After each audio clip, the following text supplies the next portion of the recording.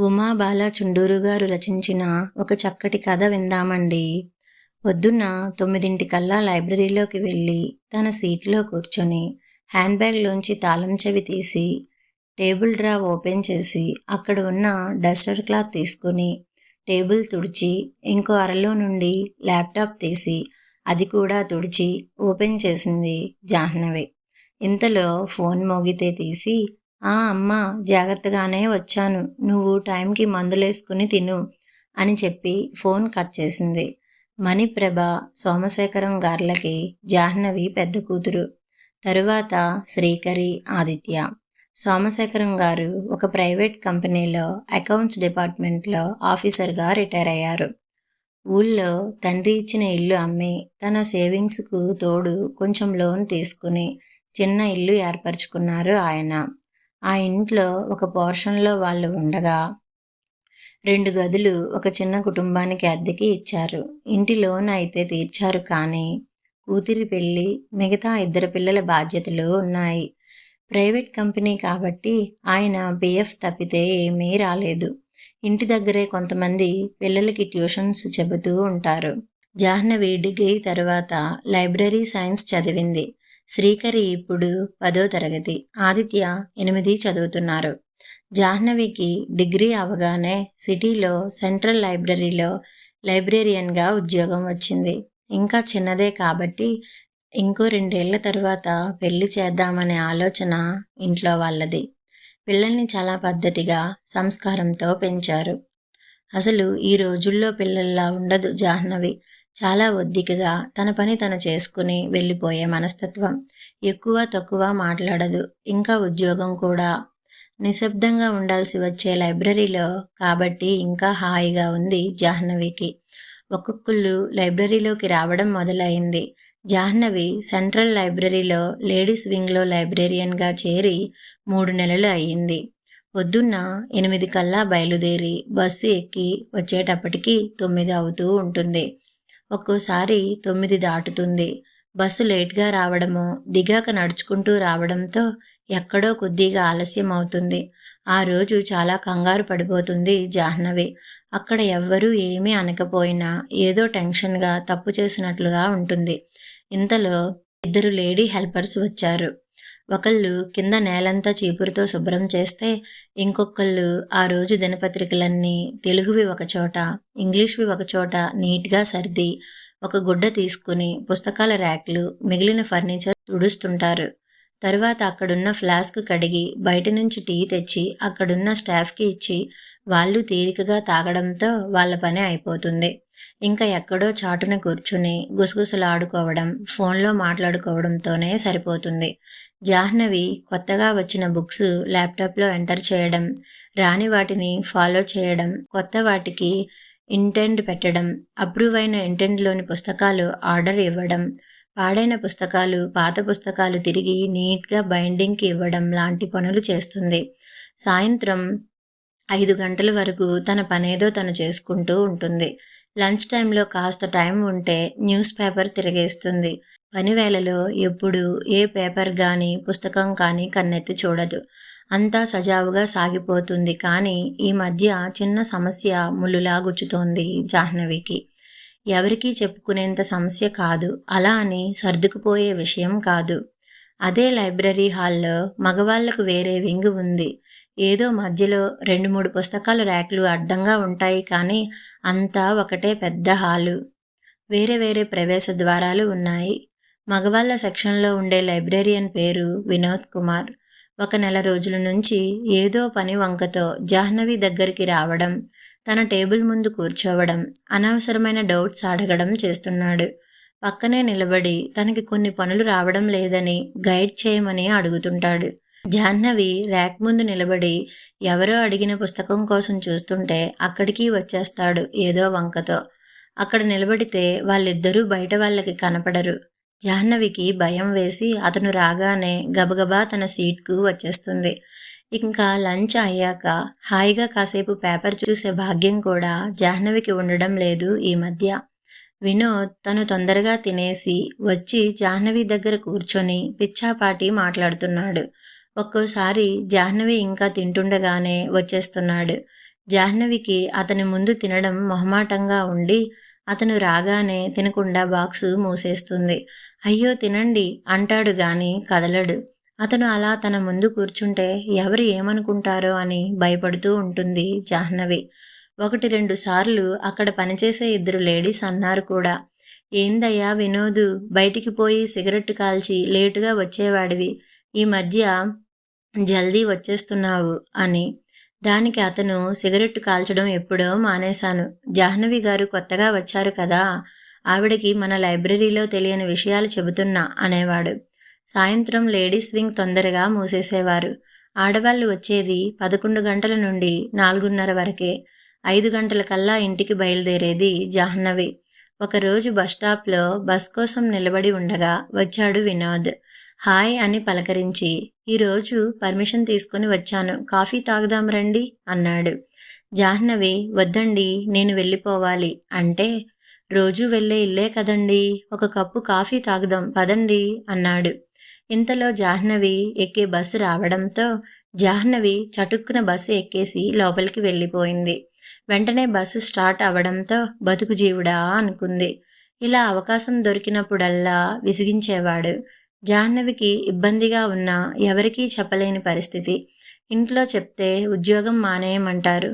తన ఉద్యోగం తన కుటుంబానికి ఎంత అవసరమో జాహ్నవికి తెలుసు. అందుకని మౌనంగానే ఈ బాధని సహిస్తోంది. ఇంటికెళ్ళి ఫ్రెష్ అయ్యి తల్లి ఇచ్చిన కాఫీ తాగి కొంచెం రిలాక్స్ అయ్యాక తల్లికి కూరలు తరిగి ఇవ్వడం లాంటి చిన్న చిన్న పనుల్లో సహాయం చేస్తుంది జాహ్నవి. అన్నం తిన్నాక అమ్మా నాన్నతో కాసేపు మాట్లాడి పడుకుంటుంది. మర్నాడు లైబ్రరీకి వెళ్ళాక ఒక 10 నిమిషాలకి పురుషుల విభాగంలో చిన్న అలజడి వినబడింది. ఎవరో పెద్దాయన వినోద్ని ఏదో అడుగుతున్నాడు. వినోద్ ఏదో అంటున్నాడు. పెద్దాయన ప్లీజ్ ప్లీజ్ అంటున్నాడు. చివరికి ఆ పెద్దాయన గట్టిగా నీ మీద కంప్లైంట్ ఇస్తాను అంటున్నాడు.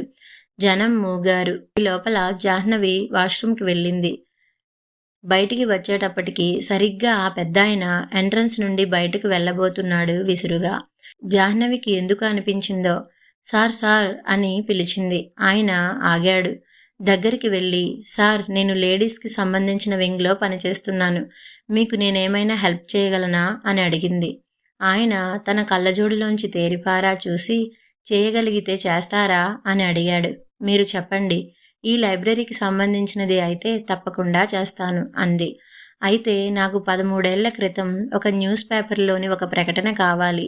తారీఖు 20 ఫిబ్రవరి 2008. అది నాకు చాలా చాలా అవసరం. అతను వెతికి ఇవ్వలేడట. అన్నీ దుమ్ము కొట్టుకుపోయి ఎక్కడో ఉన్నాయి, నాకు తెలీదు. పైగా డస్ట్ పడదు. కావాలంటే ఎవరికైనా కంప్లైంట్ చేసుకోండి అంటున్నాడు. నాకు అది చాలా అవసరం. నేను దాని గురించి యుఎస్ నుండి వచ్చాను. ఇంటికెళ్ళి ఏం చేయాలో ఆలోచిద్దాం అనుకుంటున్నాను అన్నాడు జాహ్నవిని చూస్తూ. మీరిక్కడే ఉండండి సార్ అని చెప్పి లోపలికి వెళ్ళి యాదమ్మని తీసుకుని చేతిలో తాళం చెవులు గుత్తితో వచ్చింది జాహ్నవి. రండి సార్ అని ఆయనని పిలిచి 2 అంతస్తులు ఎక్కి మేడ మీదకి తీసుకెళ్ళింది. యాదమ్మ ఒక రూమ్ తలుపు తాళం తీసింది. అంతా చీకటిగా ఉంది. లోపలికి వెళ్ళి లైట్ ఆన్ చేస్తే వెలగలేదు. కిటికీ తలుపు తీసింది. అప్పుడు వెలుగు వచ్చింది. అక్కడ ర్యాక్స్ నిండా పాత వార్తాపత్రికలు ఉన్నాయి. నిజంగానే దుమ్ము కొట్టుకుపోయి ఉన్నాయి. ఆయన చూస్తూ, అయ్యో చాలా కష్టమేనమ్మా, కానీ నాకు చాలా అవసరం. నేను వెతుకుతానమ్మా, మీరు అక్కడ కూర్చోండి అన్నాడు. జాహ్నవి పర్లేదులేండి అంటూ చున్నీతో ముక్కుకు అడ్డుగా కట్టుకుంది. యాదమ్మ చీరకొంగు అడ్డు పెట్టుకుంది. ర్యాక్లకి ఏ సంవత్సరం పేపర్లో చిన్న కాగితం మీద రాసి అతికించి ఉంది. తెలుగు పేపర్ పేరు చెప్పడంతో ఆ సంవత్సరం పేపర్ కట్టలని మొదట వెతికితే ఒక 20 నిమిషాల తర్వాత దొరికాయి. మళ్ళీ అందులో ఫిబ్రవరి నెల కోసం ఇంకో 20 నిమిషాలు వెతికారు. ఆ నెల వార్తాపత్రికలను ఆయన టేబుల్ మీద పెట్టి వెతుకుతుంటే జాహ్నవి సహాయం చేసింది. మొత్తానికి 20వ తారీఖు పేపర్ దొరికింది. ఆయన సంతోషంగా ఆ పేపర్ తీసి కళ్ళజోడు సవరించుకుని అన్ని పేజీలు తిప్పి చూశారు. ఆయనకి కావలసింది దొరకగానే సంతోషంగా ఫోన్ తీసి తనకి కావలసిన విషయాన్ని ఫోటో తీసుకున్నాడు. తర్వాత పేపర్లు మూసేసి, అమ్మా అన్ని పేపర్స్ నేనే పెట్టేస్తాను ర్యాక్లో. ఈ ఒక్క పేపర్ ఈ కట్టపైన పెడతాను, మళ్ళీ అవసరం వస్తే వాడుకోవడానికి అని. చాలా థ్యాంక్స్ అమ్మా, నువ్వు చేసిన ఈ సహాయం నాకు ఎంతో విలువైనది అంటూ జోబులోంచి 500 రూపాయలు తీసి ఇవ్వబోతే జాహ్నవి పక్కకి తప్పుకుని తనకి ఇవ్వండి ఇస్తే అంది యాదమ్మని చూపిస్తూ. ఆయన యాదమ్మకి ఇచ్చి, ఇంట్లో పిల్లలకి ఏదైనా కొని తీసుకెళ్ళమ్మా, ఇది నేను సంతోషంగా ఇస్తున్నాను అన్నాడు. యాదమ్మ భయంగా జాహ్నవిని చూసింది. జాహ్నవి తీసుకో అని కళ్ళతో చెప్తే తీసుకొని నమస్కారం పెట్టింది ఆయనకి. యాదమ్మ మళ్ళీ రూమ్కి తాళం వేయగా ముగ్గురు కిందికి వచ్చారు. ఆయన వెళ్ళబోతూ, చాలా థ్యాంక్స్ అమ్మా, నీలాగా ఓపికతో సహాయం చేసేవాళ్ళు ఇంకా ఉన్నారు, గాడ్ బ్లెస్ యూ అని జాహ్నవి తల మీద చెయ్యి వేసి వెళ్ళిపోయాడు. జాహ్నవి యాదమ్మ వాష్రూమ్కి వెళ్ళి చేతులు బాగా కడుక్కొని తమ సీట్లోకి వెళ్ళారు. ఇది జరిగిన ఓ నెల రోజులకి జాహ్నవి లైబ్రరీకి వచ్చేశాక జాహ్నవి ఇంటికి ఒక కారు వచ్చి ఆగింది. కారులోంచి ఒక ఆయన దిగి గేటు తీసుకుని సందేహంగా ఇంట్లోకి వెళ్ళారు. వసారాలో పడక కుర్చీలో కూర్చుని పేపర్ చదువుతున్న సోమశేఖరం గారు అలికిడి విని పేపర్ తీసి లేచి నిలబడ్డారు. వచ్చిన ఆయన, నమస్తే అండి, నా పేరు శంకరనారాయణ, మీతో మాట్లాడొచ్చా అన్నారు. వెంటనే సోమశేఖరం గారు, అయ్యో రండి రండి అని అక్కడున్న కుర్చీని చూపించి కూర్చోమన్నారు. ఆయన కూర్చొని ఇచ్చిన మంచినీళ్లు తాగి, నేను యుఎస్ నుండి వచ్చాను, చాలా వ్యాపారాలు ఉన్నాయి, నాకు ఒక అమ్మాయి ఒక అబ్బాయి, అమ్మాయి పెళ్ళి అయ్యి యుఎస్లోనే స్థిరపడింది. నేను పిల్లల చిన్నప్పుడే వెళ్ళాను అక్కడికి, అక్కడ గ్రీన్ కార్డు కూడా ఉంది. ఇక్కడ నేను 13 ఏళ్ల క్రితం కొండాపూర్లో ఒక 500 గజాల స్థలం కొన్నాను. అప్పటికి అక్కడ కొండలు గుట్టలు ఉండేవి. అప్పట్లో 25 లక్షలకు కొన్నాను. నాకు ఇక్కడ కూడా వ్యాపారాలు ఉన్నాయి.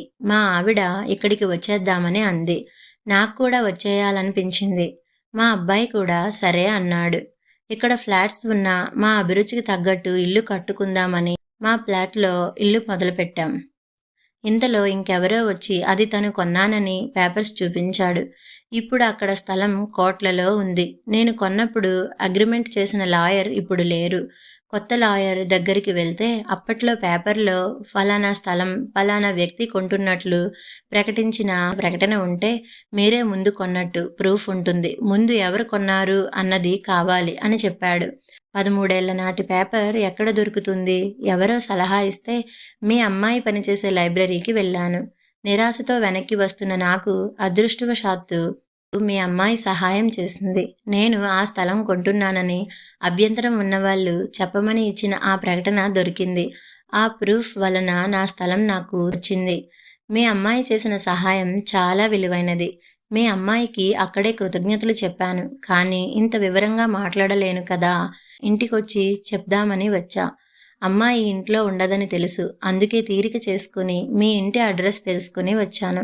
నిజంగా ఎంత ఓపిక ఉన్న అమ్మాయి అండి, ఎంత సంస్కారవంతంగా పెంచారు అన్నారు చేతులు జోడించి.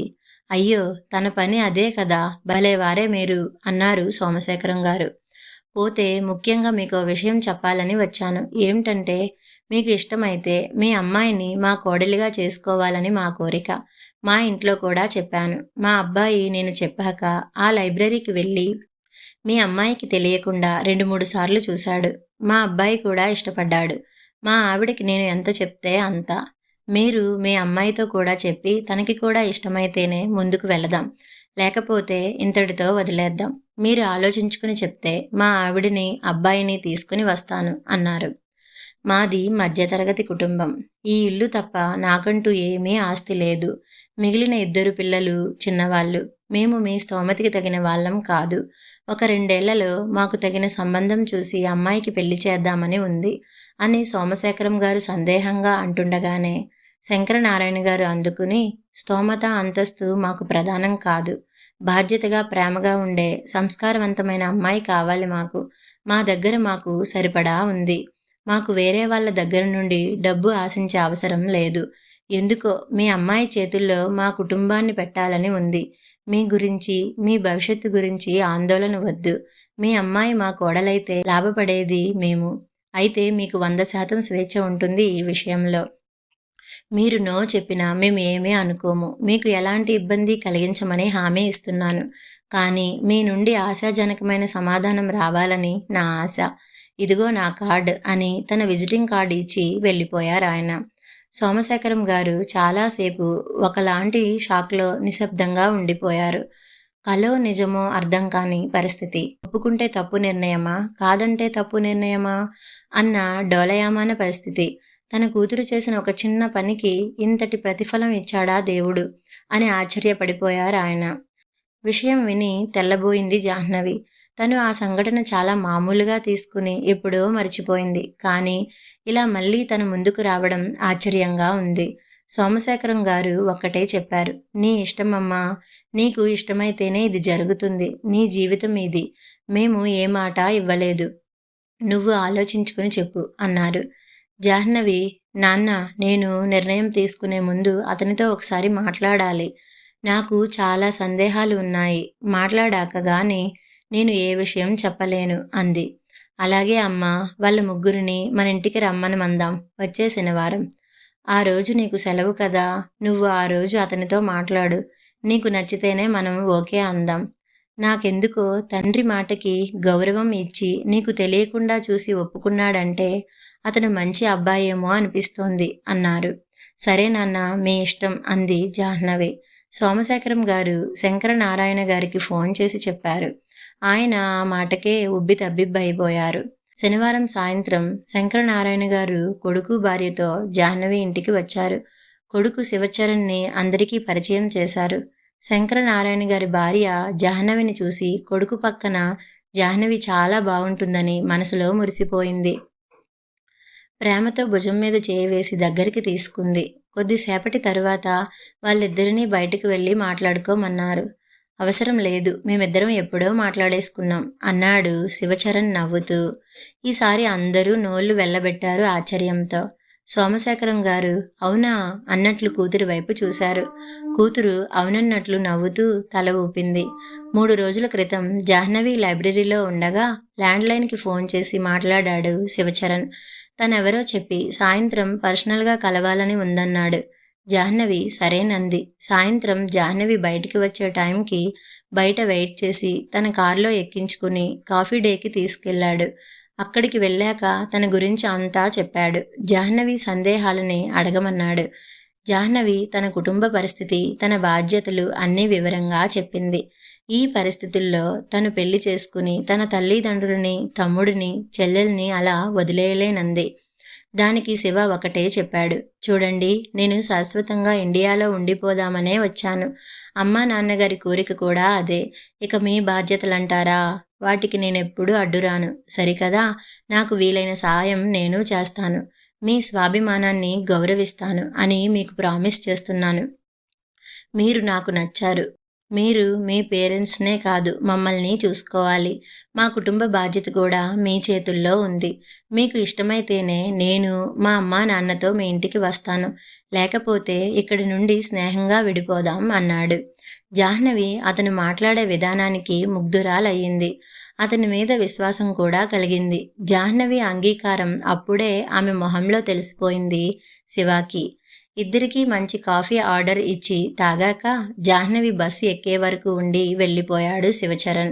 జాహ్నవి అంగీకారంతోనే మీ ఇంటికి వచ్చాం ఇప్పుడు అన్నాడు శివ నవ్వుతూ. ఇకనే శుభం అన్నారు శంకరనారాయణ గారు నవ్వుతూ. సోమశేఖరం గారి మొహంలో కూడా ఆనందం వెల్లివిరిసింది. కథ సమాప్తం.